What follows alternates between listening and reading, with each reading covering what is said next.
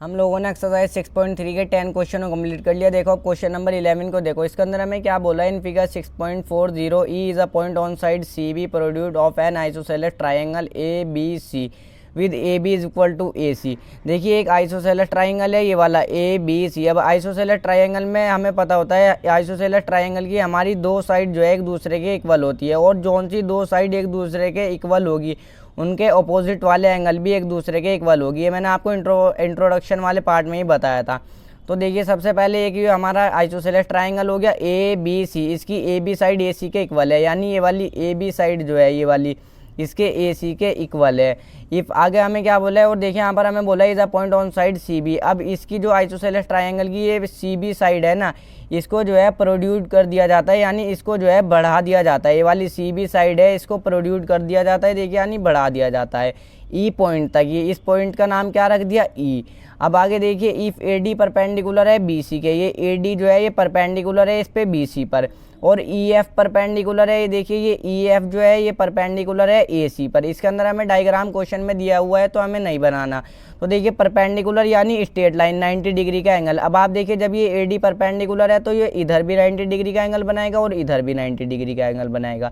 इसी तरह E F भी परपेंडिकुलर है तो ये भी दोनों तरफ 90 डिग्री का एंगल बनाएगा। तो ये बिल्कुल आसान सा क्वेश्चन है। देखो हम इसका सोल्यूशन किस तरीके से करेंगे।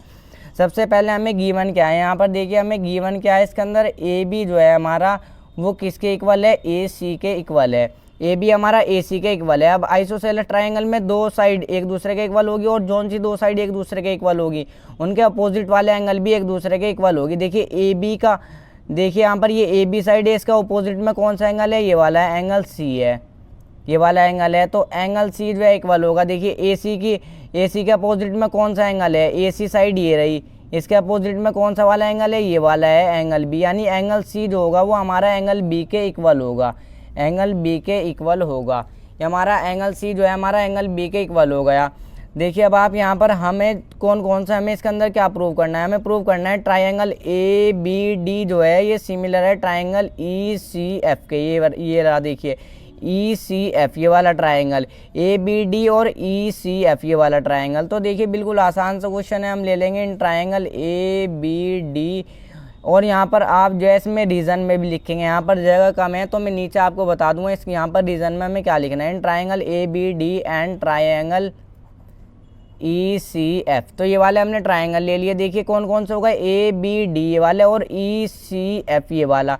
अब देखिए ए बी डी में और ई सी एफ में हमारा ट्राइंगल, देखिए हमारा एंगल ए डी बी जो है ये इक्वल है, एंगल ए डी बी जो है ये इक्वल है। देखिए ए बी डी में हम किस तरीके से रखेंगे, एंगल डी पर बना हुआ है तो बीच वाला मेन एंगल होता है, मैंने आपको बताया हुआ है। एंगल ए डी बी जो है इक्वल होगा किसके, हमारे एंगल ई एफ सी के, एंगल ई एफ सी के। देखिए दोनों जो है 90 डिग्री के, बोथ 90 डिग्री या फिर ईच 90 डिग्री, कुछ भी आप लिख सकते हैं। देखिए ये वाला ए डी बी भी हमारा 90 डिग्री का है देखिए, और ई एफ सी भी हमारा 90 डिग्री का है, तो दोनों एंगल एक दूसरे के इक्वल होंगे।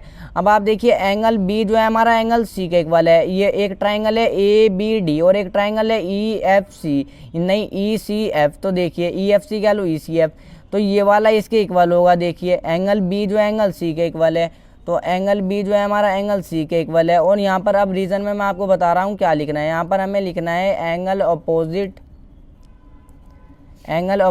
To equal side, angle opposite to equal sides of an isosceles triangle I S O S C E L E S isosceles triangle are equal. देखिए बस ये यहाँ पर रीजन में मैंने ये लिखा है, अगर एक आइसोसेलेस ट्राइंगल जो होता है ना हमारा, उसके दो साइड, जो मैंने इंट्रो वाले पार्ट में बताया था, दो साइड जो इक्वल हो गए और उनके दो साइड के अपोजिट वाले एंगल भी एक दूसरे के इक्वल हो गए, तो यहाँ पर भी आप रीजन में लिख सकते हैं। देखिए दोनों ट्राइंगल के ए बी डी के और ई सी एफ के दो कोरस्पॉन्डिंग एंगल एक दूसरे के इक्वल आ गए, तो ये हमारा सिमिलर हो जाएगा ट्राइंगल ए बी डी जो है हमारा सिमिलर हो जाएगा ट्राइंगल ई सी एफ के। और कौन से वाले रूल से, देखिए दोनों एंगल है, ये भी एंगल, तो by angle rule, hence proved. देखो अब आप एंगल बी का कोरस्पॉन्डिंग एंगल कौन सा है, एंगल सी है। यहाँ पर इस तरीके से भी देख सकते हो। और एंगल डी का कोरस्पॉन्डिंग एंगल कौन सा है, एंगल एफ है। तो दोनों ट्राइंगल के दो कोरस्पॉन्डिंग एंगल एक दूसरे के इक्वल हो आ गए, तो हमारे एंगल सिमिलरिटी रूल से एक दूसरे के सिमिलर हो जाएंगे।